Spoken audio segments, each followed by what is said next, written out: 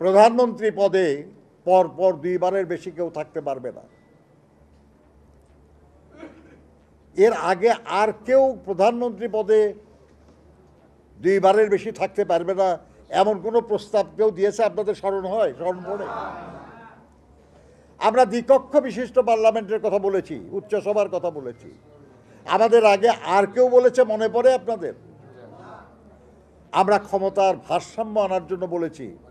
আমরা শুধু রাষ্ট্রপতি আর প্রধানমন্ত্রীর মধ্যে না, আমরা বলছি রাষ্ট্রপতি, প্রধানমন্ত্রী, আইনসভা, প্রশাসন এবং মন্ত্রীদের মধ্যে ভারসাম্য আনার কথা বলেছি আমরা।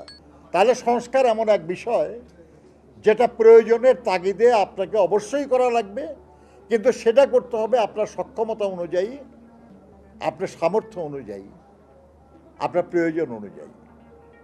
আমরা বলেছি যে বেশ কিছু সংস্কার আছে যেটা সংবিধানের সঙ্গে সংশ্লিষ্ট, সংবিধান পরিবর্তন ছাড়া হবে না। আর এই সরকারের পক্ষে সংবিধান পরিবর্তনের কোনো সুযোগ নাই।